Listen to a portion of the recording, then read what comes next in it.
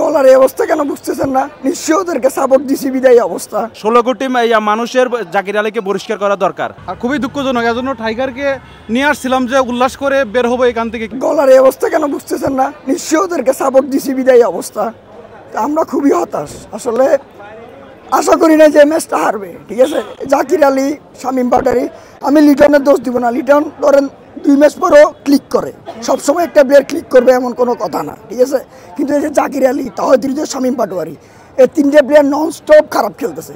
Team management আমি বুঝলাম না, এত বড় একটা ক্রিকেট বোর্ডের একটা টিম ম্যানেজমেন্ট, এত বড় কর্মকর্তা, হ্যাঁ, সচরাচর এই প্লেয়াররা খারাপ খেললে ওদেরকে কি চেঞ্জ করা উচিত বা এই বাদ দেওয়া উচিত, পরবর্তীতে ভালো করে আনা উচিত। ওরা এটা করতেছে না কেন আমি বুঝতেছি না। তো এইভাবে প্রতিনিয়ত দর্শকদেরকে হতাশ করে আসলে এটা আমরা মেনে নিতে পারতেছি না। সবসময় যদি এইভাবে হতাশ করে, হয়তো সামনে বাংলাদেশ ক্রিকেট বিলুপ্তর পথে হবে, বাংলাদেশ ক্রিকেট ফ্যানরা বিলুপ্তর পথে হবে। আজকে বিশেষ করে বাংলাদেশের মধ্যে মেইন হারার কারণ হচ্ছে জাকির আলী অনিক।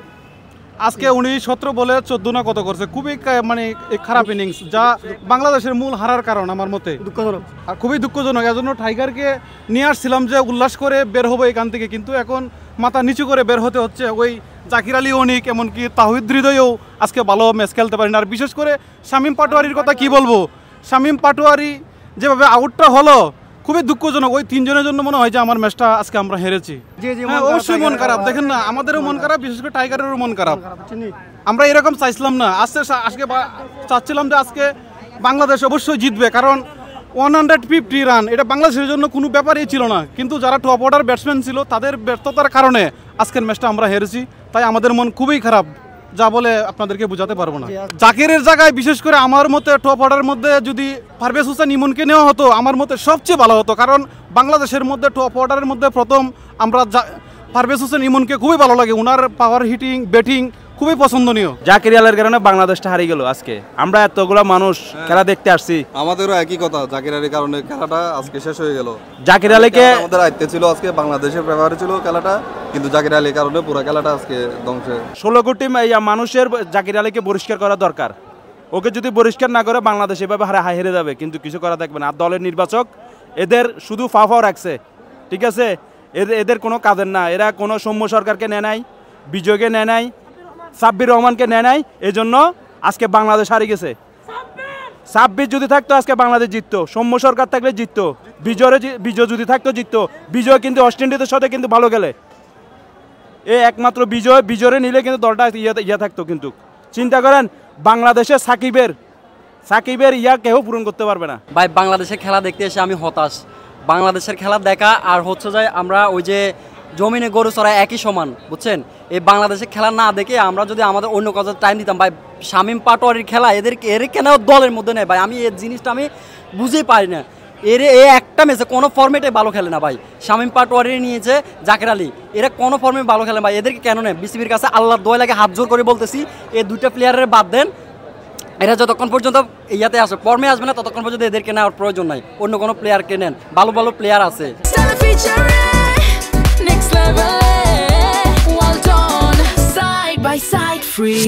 ভাই এদের জায়গায় চাচ্ছি যে সৌম্য সরকার, হ্যাঁ সৌম্য সরকার ভালো প্লেয়ার খেলে ভাই। সৌম্য, তারপর হচ্ছে যে আপনার ইয়ে আছে, কি বলে যে নাম, মোসাদ্দেক, ইয়াসির আলী ইয়াসির আলী রাব্বি, মোসাদ্দেক, এরা ভালো খেলে ভাই। এদেরকে চার্জ দেওয়া দরকার ভাই। যেভাবে শামীম পাটোয়ারি এবং কি জাকির আলী অনিকের যেভাবে চার্জ দিচ্ছে ভাই, এভাবে যদি অন্য প্লেয়ারকে চার্জ দিত ভাই, এরা আরো ভালো খেলতে পারতো ভাই। আমি বিসিবির কাছে হাত জোর করে বলবো, এদেরকে বাদ দেন, যতক্ষণ পর্যন্ত ফর্মে আসবে না এদেরকে মানে ততক্ষণ পর্যন্ত দলে নেবেন না। বাংলাদেশের খেলা যেরকম হয় আর কি, গত ম্যাচে একই আশা করছিলাম, কিন্তু এই ম্যাচেও সেম পারফরমেন্স, ব্যাটসম্যানরা আসা যাওয়ার উপরে ছিল। মানে ওই টাইমে জাকির আলীকে নামানোটা আমাদের মানে পছন্দ হয়নি আর কি। ওই টাইমে সম্ভবত তানজিম সাকিব বা এই রিশাদকে নামাইলে একটু ভালো হইতো। ওকে আমার পার্সোনালি মনে হয় কিছুটা ক্রিকেট রেসিজমেরও শিকার। মানে আমি গ্যালারিতে দেখছি দর্শকরা খুবই বাজে, মানে একটা খারাপ সময় যাও তো ভালো সময়ও দেখছি আমরা, কিন্তু দর্শকরা ওকে টাইম দিতে রাজি না। খুবই রেসিজমের, আমার পার্সোনাল ওপিনিয়ন রেসিজমের শিকার, ক্রিকেট রেসিজমের। তারপরে এর ভিতরে শামীমও কিছুটা এরকম বাদ শামীম বলে, খুবই দৃষ্টিকটু। মানে আমার মতে মানে প্লেয়ারদের খারাপ টাইম যায়, কিন্তু বাংলাদেশের তো একটা খারাপ ফেজ যাচ্ছে আর কি। আমরা একটা দর্শক হিসাবে সবসময় আশা করি যে পজিটিভ, কিন্তু পজিটিভটা দিন শেষে আমাদেরকে হতাশ হয়ে ফিরতে হয়। আজকেরটা খুবই মানে ক্লোজ ম্যাচ ছিল, সম্ভবত 10 ওভার পরে যদি একটু টানায় খেলতো রান চলে আসতো।